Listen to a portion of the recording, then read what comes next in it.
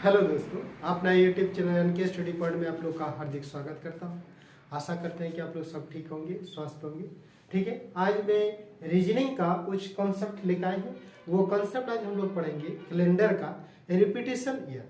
ठीक है, कि रिपीट कब होता है, कि जैसे आज अभी हम लोग 2008 का कैलेंडर कब हम पुनः यूज यानी इस्तेमाल उसको कर सकते हैं, तो उसको हम लोग कैसे पता करेंगे। ठीक है, यानी 2004 का कैलेंडर कब रिपीट होगा, 2008 का कैलेंडर कब रिपीट होगा, 2012 का कैलेंडर कब रिपीट होगा, उस कॉन्सेप्ट को आज हम लोग पढ़ेंगे। ठीक है, तो देखिए क्वेश्चन कह रहा है कि बस 2008 का कैलेंडर कब रिपीट होगा।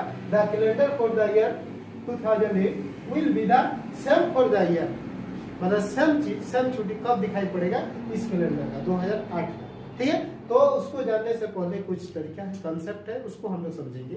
तो इसमें जानने से पहले हम लोग को लीप ईयर जानना होगा, कौन लीप ईयर है और कौन नॉन लीप ईयर। तो लीप ईयर पता करने के लिए क्या हम लोग सीखेंगे, लीप ईयर पता करने के लिए ईयर को क्या करता है, 4 से डिवाइड किया जाता है।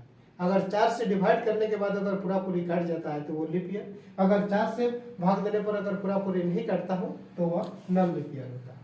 क्या होता है, वो नॉन लीप ईयर होता है। जैसे 2008 है तो 2008 को हम लोग 4 से डिवाइड करेंगे, 2004 को 8 से डिवाइड करेंगे तो पूरे को डिवाइड करने की जरूरत नहीं है, सिर्फ लास्ट से 2 डिजिट को डिवाइड किया जाएगा। तो 4 दूनी 8, रिमाइंडर कितना हो जाएगा, 0 हो जाएगा। रिमाइंडर कितना हो रहा है, 0, यानी 4 से पूरा पूरी कट जा रहा है। तो 4 से जब पूरा पूरी कट जाएगा तो वो क्या आएगा, लीप ईयर हो जाएगा। और 4 से पूरा पूरी भाग नहीं रहेगा तो नॉन लीप ईयर। जैसे 2007 होगा, 4 से भाग देंगे तो रिमाइंडर कितना आ जाएगा, 3, यानी 4 से पूरा पूरी नहीं कट रहा। तो 4 से पूरा पूरी जब नहीं कटता है तो यह नॉर्मल ईयर होता है। क्या होता है, यह नॉर्मल ईयर होता है, साधारण वर्ष होता है।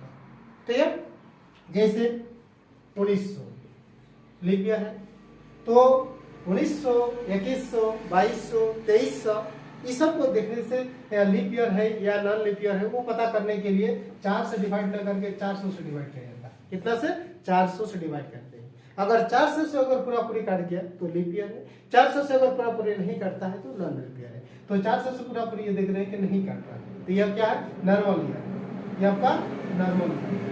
जैसे 2000 अगर 400 से भाग देंगे पूरा पूरी कट जा रहा है। जब पूरा पूरी कट जाएगा तो वो लीप ईयर कहलाएगा। क्या कहलाएगा, वो लीप ईयर कहलाता है। ठीक है, तो कौन नॉन लीप ईयर है कौन लीप ईयर है उसको पता करने के लिए हम लोग क्या करते हैं, 4 से डिवाइड करते हैं। डिवाइड करने के बाद अगर पूरा पूरी कट जाता हो तो वो लीप ईयर, 4 से भाग देने पर अगर पूरा पूरी नहीं कटता हो तो वो नॉन लीप ईयर होगा। ठीक है, और जिसके जीरो में डबल जीरो होता है वो आता है, एक होता है साधारण सप्ताह दिवस और एक होता है आपका लीप ईयर सप्ताह दिवस। ठीक, तो 400 से उसको क्या करते हैं, 400 से भाग देते हैं। अगर 400 से पूरा पूरी भाग लग जाता हो तो वह आपका लीप ईयर होगा, सप्ताही लीप ईयर। अगर 400 से पूरा पूरी भाग नहीं लगता हो तो वह नॉर्मल ईयर होता है। वो क्या होता है, नॉर्मल ईयर। अब क्वेश्चन है कि 2008 का कैलेंडर कब रिपीट होगा।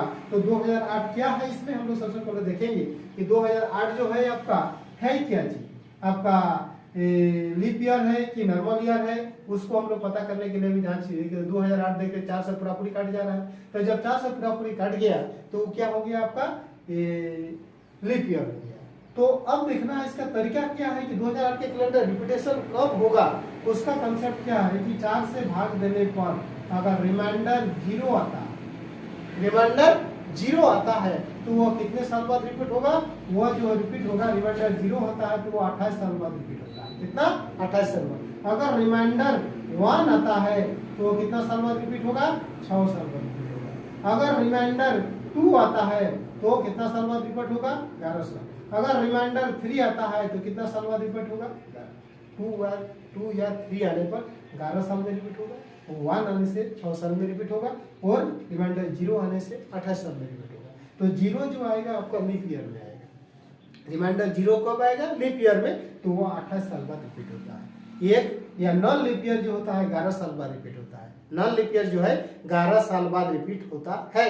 अगर आपका नॉन लीप ईयर कभी भी जो रिपीट होगा नॉन लीप ईयर में होगा, कभी भी जो रिपीट होगा नॉन लीप ईयर में ही होगा, कभी भी लीप ईयर में रिपीट नहीं होगा। जैसे अगर मान लेते हैं 2009 का कैलेंडर कब रिपीट होगा, तो 4 दूनी 8, 4 दूनी 8, तो 4 दूनी 8 हो गया तो 8 जो हो गया, रिमाइंडर कितना बचा, एक, तो इस कितना साल जोड़ देंगे, 6 जोड़ देंगे, यानी 9 और 6 15, 2015 में पुनः रिपीट हो जाएगा। अगर इसमें 11 साल बाद में करते हैं तो 11 में कितना होने जा रहा है आपका, 2020 हो जा रहा है। तो जो कि 2020 एक लीप ईयर है, तो 2009 का कैलेंडर आपका लीप ईयर में या साधारण वर्ष है कभी लीप ईयर में रिपीट नहीं होगा। ठीक है, तो हमेशा क्या होगा कि नॉन लीप ईयर का कैलेंडर नॉन लीप ईयर में होगा और लीप ईयर का कैलेंडर लीप ईयर में कन्वर्ट होगा। ठीक है, तो अब इसमें क्वेश्चन रहा क्या कि 2008 का कैलेंडर कब रिपीट होगा, तो कितना साल बाद रिपीट हो जाएगा, 2008 का कैलेंडर 28 साल बाद रिपीट हो जाएगा। 28 जोड़ दीजिए, चलो आते हैं 2036 में उस कैलेंडर को हम लोग पुनः इस्तेमाल कर सकते हैं, 2036, यानी option number D this question is the right answer. ठीक है, फिर आगे देखिए, कह रहा है वर्ष 1992 का कैलेंडर कब रिपीट होगा, माने कब उसको हम पुनः इस्तेमाल उसको कर सकते हैं। तो कह रहा है the calendar for the year 1992 will be the same for the year, same चीज कब इंडिकेट होगा, कितने साल बाद। तो इसको भी हम लोग क्या करेंगे, लास्ट का 2 डिजिट को हम लोग डिवाइड करेंगे 4 से। तो देख रहे हैं कि 4 से जब डिवाइड करेंगे तो 4 दूनी 8, 4 3 12, पूरा पूरी रिमाइंडर कितना हो जा रहा है, रिमाइंडर 0 हो जा रहा है। जब रिमाइंडर 0 आ जाता हो तो उस साल में कितना जोड़ा जाता है, 28 साल जोड़ा जाता है, यानी 28 साल बाद रिपीटेशन होगा। तो इस कैलेंडर में हम लोग क्या करेंगे, 1992 में 28 साल ऐड कर देंगे, 8 9 0 थे, 9 10 11 12 2 थे, 0 थे, यानी 2020 में इस कैलेंडर को हम लोग पुनः यूज कर सकते हैं। 1992 को कैलेंडर हम लोग कब यूज कर सकते हैं, पुनः 2020 में कर सकते हैं, यानी option number B this question is the right answer. ठीक है, तो इस टाइप क्वेश्चन को और आगे हम लोग देखते हैं। देखिए अगला क्वेश्चन, वर्ष 1965 का कैलेंडर कब रिपीट होगा। कह रहा है कि the calendar for the year 1965 will be the same for the year, कब इसको हम लोग पुनः यूज कर सकते हैं, 1965 का कैलेंडर कब हम लोग पुनः यूज कर सकते हैं। तो क्या बोले, इसकी लास्ट का 2 डिजिट को 4 से डिवाइड किया जाता है, 4 से इसको डिवाइड करेंगे, 4 1 का 4, 6 में 4 गया 2 5 4 6 24, रिमाइंडर कितना बच रहा है, 1।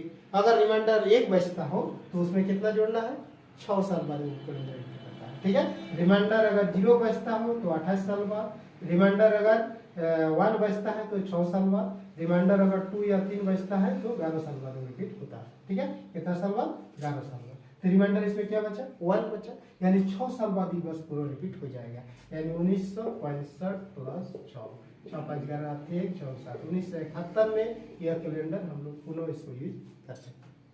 ठीक है, फिर देखिए कह रहा है कि वर्ष 1506 का कैलेंडर कब रिपीट होगा। ठीक है, the calendar for the year 1506 will be the same for the year, कब इसको हम लोग इस कैलेंडर का यूज हम लोग कब कर सकते हैं पुनः। तो इसके लिए क्या भी करना है, लास्ट का 2 डिजिट को हम लोग डिवाइड करेंगे 4 से, 4 1 का 4 2, रिमाइंडर कितना बचता है, 2 बच रहा है। जब रिमाइंडर 2 बचता है तो क्या करते हैं, 2 या 3 में 11 साल बाद रिपीट होता है, 11 साल इसमें हम लोग जोड़ देंगे, 1500 प्लस 11 6 1 7, 1500 17 साल में वो 1517 में पुनः वो कैलेंडर रिपीट आपका हो जाएगा।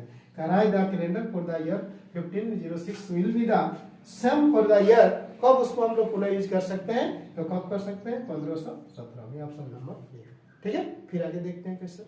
देखिए अगला क्वेश्चन, वर्ष 1835 का कैलेंडर कब रिपीट होगा, 1800 बोले, 1700 बोले, 1500 बोले, किसी का भी पूछ सकते हैं क्वेश्चन में। ठीक है, तो कॉन्सेप्ट वही, लास्ट के 2 डिजिट को क्या करेंगे हम लोग, 4 से डिवाइड करेंगे, 4 से जब डिवाइड करते हैं तो कितना, 4 8 है 32, रिमाइंडर कितना बचता है, 3। जब रिमाइंडर 3 बचता है, 2 या 3 तो 11 साल बाद रिपीटेशन होगा, यानी 1835 में हम लोग क्या करेंगे, 11 जोड़ देंगे, 5 1 6 3 1 4, 1846 में क्या होगा, वो कैलेंडर पुनः रिपीट होगा, यानी ऑप्शन नंबर बी इसको सही है। ठीक है, और फिर देखिए कह रहा है क्या, वर्ष 1703 का कैलेंडर कब रिपीट होगा, वर्ष जो है 1703 का कैलेंडर कब रिपीट होगा। तो इसमें भी क्या करना है कि लास्ट के 2 डिजिट को हम लोग इसमें 4 से डिवाइड करेंगे, डिवाइड करने के बाद जो रिमाइंडर आएगा उसको हम लोग देखेंगे, 2 आ रहा है तो 11 साल बाद, 3 आ रहा है तो 11 साल बाद, 1 आ रहा है तो 6 साल बाद रिपीट होगा। ठीक है, तो अब इसमें देखेंगे 0 3 को अगर 4 से डिवाइड करेंगे तो क्या होगा, रिमाइंडर कितना बचेगा, 3 बचेगा, रिमाइंडर 3 ही बचेगा, 3 बचेगा, यानी 3 साल में 3 बच रहा है, तो 3 बच रहा है तो कितने साल बाद रिपीट होगा, 11 साल बाद रिपीट होगा। तो अब 1703 में 11 साल जोड़ दीजिए, 3 1 4 1 1714 साल में 1714 में वो कैलेंडर क्या होगा, पुनः रिपीटेशन होगा। ठीक है, तो इस टाइप का 1-2 क्वेश्चन और देखते हैं ताकि पूरा कॉन्सेप्ट आप लोग को समझ में आए। देखिए अगला टॉपिक, वर्ष 1502 का कैलेंडर कब रिपीट होगा, बस 1502 का कैलेंडर कब रिपीट होगा। इसमें भी कंसेप्ट वही है, लास्ट के 2 डिजिट को 4 से डिवाइड कीजिएगा तो रिमाइंडर कितना होगा, 2 ही होगा। यानी 2 हो रहा है, यानी कितने साल बाद रिपीट होगा कैलेंडर आपका, 2 या 11 साल बाद रिपीट होगा। तो इसे 1502 में 11 साल जोड़ दीजिए, 2 1 3 1513 में वो कैलेंडर क्या होगा, पुनः रिपीट हो जाएगा। ठीक है, फिर देखिए वर्ष 1401 का कैलेंडर कब रिपीट होगा, 1401। इसमें भी वही कंसेप्ट, लास्ट के 2 डिजिट को क्या करेंगे, 4 से डिवाइड करेंगे। 4 से डिवाइड करेंगे तो रिमाइंडर कितना हो जाएगा, 0 हो। यानी 1 आने से कितने साल बाद रिपीट होता है कैलेंडर, 6 साल बाद रिपीट होगा। यानी 1407 में वो कैलेंडर क्या होगा, पुनः रिपीट होगा। ठीक है, अगर मान लिया कहेगा कि 2010 का कैलेंडर कब पुनः रिपीट होगा, 2010 का एक कैलेंडर है उसको कब रिपीट होगा, तो इसके लिए क्या करना होगा, लास्ट के 2 डिजिट को 4 से डिवाइड करेंगे। तो 4 से डिवाइड करेंगे 10 को तो कितना हो जाएगा, 4 2 8, 10 में 8 गया तो कितना, 2 आएगा तो कितना साल बाद रिपीट होता है, 11 साल बाद रिपीट होता है। ठीक है, इसमें 11 जोड़ देंगे हम लोग, 210 में 11 1 2, 2021 में 2010 का कैलेंडर 2021 में हम लोग पुनः उसको यूज कर सकते हैं। इसी तरह किसी भी ईयर का अगर कहा जाएगा क्वेश्चन में कि इसका रिपीट कब होगा, पुनः इसको इस्तेमाल कब कर सकते हैं, तो उसके लिए कंसेप्ट ये है, एक बार पुनः इसका कंसेप्ट होकर जान लीजिए। अगर इसको 4 से भाग देने पर रिमाइंडर अगर 0 आता हो तो उसमें कितना साल जोड़ेंगे, 28 साल जोड़ेंगे। अगर रिमाइंडर यानी शेषफल अगर 1 आता हो 4 से भाग देने पर तो कितना जोड़ना है, 6 जोड़ना है। अगर रिमाइंडर अगर 2 या 3 आता हो, 2 हो या 3 आता हो तो उसमें कितना जोड़ देंगे, 11 साल जोड़ देंगे, तो आपको पुनः वो साल रिपीट हो जाएगा। ठीक है, तो मैं उम्मीद करता हूँ कि आज का जो कंसेप्ट है आप लोग पूरी तरह समझ गए होंगे। ठीक है, अगर वीडियो अच्छा लगे तो वीडियो दोस्तों के साथ शेयर कीजिए, लाइक कीजिए, कमेंट कीजिए। फिर हम लोग मिलते हैं नेक्स्ट वीडियो में न्यू ट्रिक के साथ। तब तक के लिए thank you, best of luck.